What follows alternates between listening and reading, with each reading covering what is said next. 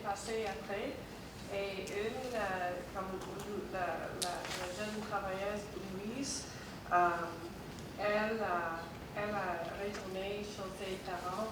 Elle n'a pas gagné d'argent, autre d'argent. Normalement, les gens, après les autres, il a assistance sociale.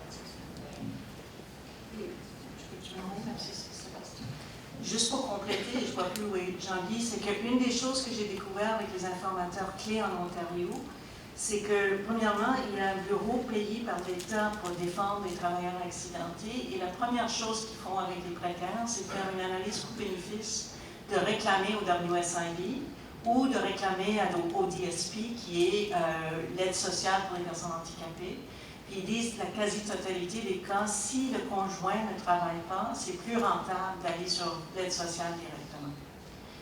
Qui fait en sorte qu'au niveau statistique, si on se fie sur les statistiques ontariennes, on manque de manière systémique les précaires.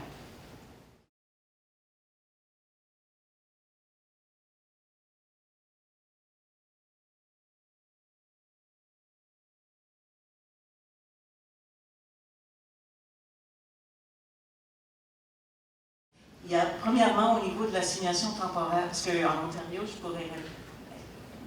c'est l'autre chose, parce qu'en Ontario, on voit vraiment des assignations temporaires bidons, plus qu'au Québec. Mais on les voit au Québec aussi, les assignations temporaires bidons, et ma réponse ne se base pas uniquement sur les 14 ou les entrevues qu'on a présentées aujourd'hui, mais ça fait quelques années qu'on travaille sur le régime. Première remarque, lorsque je vous ai dit la suite sera faire des entrevues avec les agents syndicaux et les représentants syndicaux, justement pour recueillir ce genre de questionnement-là, pour aller plus en profondeur sur les questions, parce qu'on ne voit pas comment ça fonctionne au niveau quotidien, au niveau de la mise en œuvre, par exemple, de l'assignation temporaire. Ça peut être aussi au niveau de la réadaptation professionnelle. Et on va passer, entre autres, dans des entrevues avec les syndicats locaux pour cueillir ce genre de commentaires. Dans les cas que moi j'ai vus, premièrement, c'était vraiment au niveau de l'assignation temporaire, ce qu'on peut dire, et là c'est moi qui spécule, c'est que si c'est quelqu'un qui est très temporaire, style qui fait 10 heures par semaine à peu près au salaire minimum, le revenu va être inférieur si elle travaille que si elle est en prestation temporaire. Alors ça peut être un élément qui joue. Je n'ai pas de résultats de recherche là-dessus, mais je sais comment fonctionne le régime. Pour la réadaptation professionnelle, il faut regarder de plus près, parce que quelqu'un qui est admis en réadaptation professionnelle, ça veut dire qu'elle n'est plus capable, la personne n'est plus capable de retourner à son même emploi. Si tel est le cas, ça présuppose une lésion un peu plus grave. Et là, il faut regarder la qualité du programme de réadaptation professionnelle qui est proposé. Et si la qualité, comme dans le cas d'Ali, si la qualité, c'est de dire, écoute, on va vous envoyer dans un programme pour améliorer la rédaction de votre CV et après ça, vous retournez au travail, ça, c'est pas un vrai programme de réadaptation professionnelle de quelqu'un qui utilise l'ensemble de ses qualifications. Et je ne voudrais pas spéculer sans faire des entrevues, mais ce que j'entends, c'est peut-être que vous allez vouloir participer à la deuxième étape de l'étude, et ça me ravit, vous viendrez me voir avec votre courrier.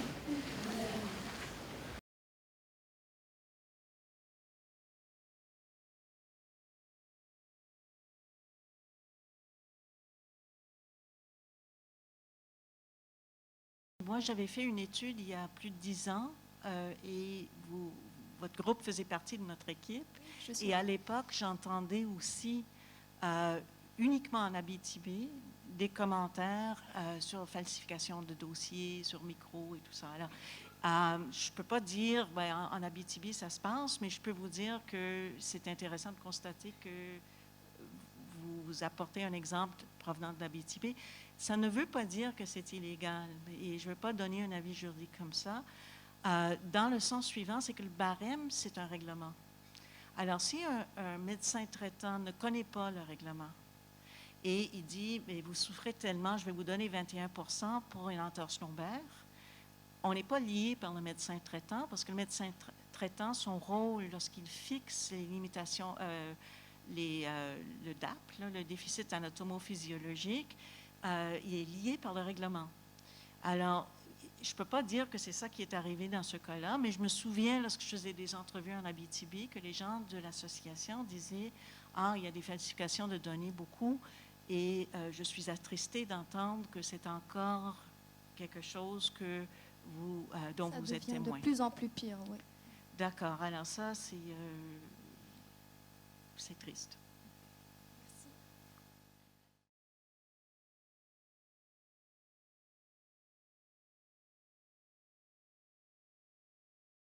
Merci. Moi aussi, ça m'avait surpris dans le sens que je n'ai pas entendu ici, chez nous, une exigence de corroboration d'un accident de travail. Et évidemment, c'est pas moi qui ai fait l'entrevue, is it usual that they ask for witnesses? Parce que la présomption, même si la présomption existe, tu t'en sors pas, c'est pas un problème de manque de présomption. Remarque qu'il y a une présomption qu'un accident qui survient à l'occasion du travail survient par le fait du travail. Et si la politique interne au WSIB, c'est d'exiger une corroboration, et juridiquement, je ne sais pas sur quoi ils peuvent se baser pour le faire, mais je n'ai pas lu toute leur politique interne parce qu'il y a des milliers de pages. Là, ça voudrait dire, et je sais que Hélène peut compléter, que ce n'est pas une pratique au Québec d'exiger en tout temps une corroboration. Par contre, si chez nous, on a une allégation de mensonge, comme le cas de Mehdi, on a notre présomption, mais pour que la présomption s'applique au Québec, il faut que l'accident a lieu sur le travail alors que le travailleur est en train de faire son travail. Alors, si le travailleur ne peut pas prouver ça, parce qu'il est tout seul dans le bois, c'est là où le problème naît. Puis, je ne sais pas au Québec si la SNES refuserait ce genre de cause du fait qu'il n'y avait pas de témoins, mais paraît-il qu'en Ontario, ça se fait.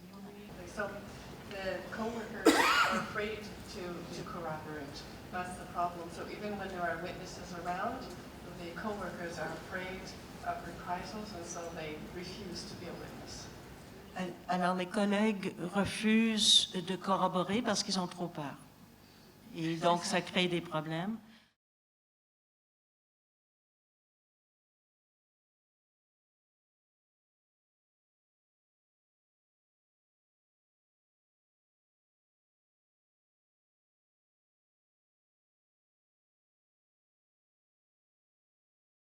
Alors, pour le Québec, ce qui arrive, au moins, à cause du 6 et 65, à cause du fait qu'il y a un minimum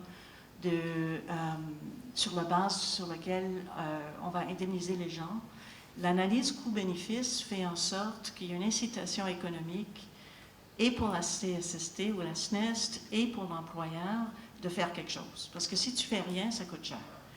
En Ontario, si tu fais rien, ça ne coûte rien dans beaucoup, beaucoup de cas. Et on a déjà fait ensemble, et c'est Hélène qui avait mené une étude sur les travailleurs d'agence de travail temporaire en Ontario. Et à cette époque-là, c'était assez horrifique de voir comment des travailleurs d'agence étaient comme des Kleenex, les travailleurs Kleenex qu'on jetait allègrement. Mettons, en 2010, là, les travailleurs d'agence étaient déjà très malmenés en Ontario. Je ne suis pas sûre que c'est pire, mais l'existence même de ce type de structure d'emploi, pour moi, et au Québec et en Ontario, c'est une source de problème. Mais je ne peux pas... Lorsque je pense à l'étude que j'avais menée au niveau qualitatif au début des années 2000, là, on avait parlé à 85 travailleurs à travers le Québec, mais il y avait beaucoup moins de précaires. On avait même cherché des travailleurs précaires, puis c'était difficile de recruter des travailleurs précaires à l'époque, à la fois parce que les gens peut-être étaient rendus ailleurs, mais aussi à cause du fait que lorsqu'on les voyait, il n'y en avait pas beaucoup qui avaient des problèmes. Mais c'est surtout qu'il n'y en avait pas beaucoup. Alors, et c'est une impression, ce n'est pas un résultat de recherche. Moi, j'ai l'impression que le niveau de précarité en 2018 est monumental par rapport à ce que c'était en 2000. et que lorsque tu regardes juridiquement ce qui arrive aux précaires, tu as la réponse à ta question. C'est plus il y a des gens précaires, plus ils vont tomber à travers les mailles du régime. Oui, et on a les conditions nouvelles avec le gig economy aussi. Avec les gens qui travaillent avec les agences temporaires, il a même la structure employeur et travailleuses, mais avec le gig economy, comme les gens qui conduisent pour Uber, les choses comme ça, il y a beaucoup d'argent dans cette économie. Et Airbnb, comme ça. Et ça grandit, c'est growing, plus vite que l'autre normale économie normale. Et dans la gig economy, je fais les études de ça maintenant. On a beaucoup de gens qui travaillent pour une app, pour le téléphone, une application. Et avec beaucoup de règles, beaucoup de conditions, beaucoup de pression, pas d'autonomie, mais ce n'est pas classifié comme employeur et travailleur. Ça, c'est un grand problème. Et ça, c'est le monde nouveau.